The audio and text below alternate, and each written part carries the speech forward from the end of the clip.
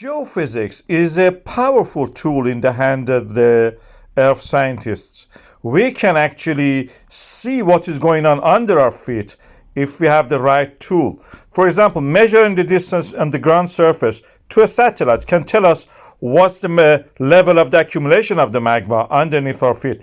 In the Svartsengi volcanic system in the Iceland, we can actually see that. We can extrapolate on the basis of the comparison with the previous eruptions when the next eruption may happen. If we continue with the line of the rise of the GPS data, we may come to the conclusion that the 10th of October 2025 may be the next date of the eruption in the Svartsengi volcanic system.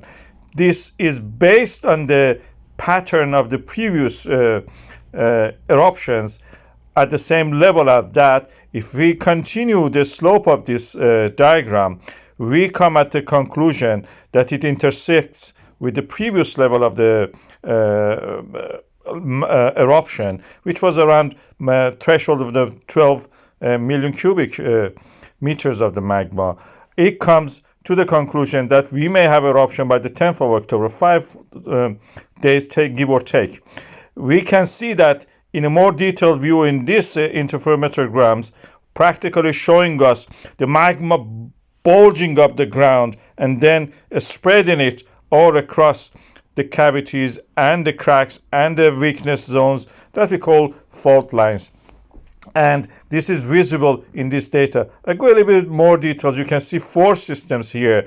If we see in this one, for example, from 18th of August, we can see that there is a huge bulb. There is a magma rising in this area as if, and then it spreads across the surrounding areas. We see it here in this diagram, and it has a linear feature. This one was spread in 2 main directions, toward the northeast and northwest.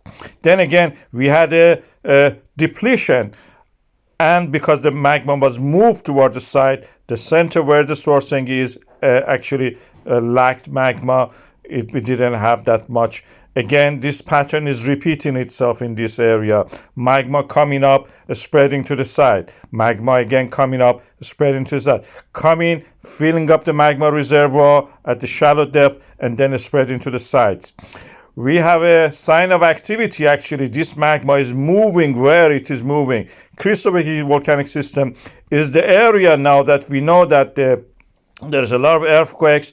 They are connected to the same deep magma source, Svartsengi and Krysuvik, most likely, and this is the area that we will have probably the next eruption. The concentration of the earthquakes in this area shows the magma reservoir is under construction. We have the weakness being built up, and the cavities and the pores get filled up with the magma. And this is the location that I say that the next volcanic system will be active.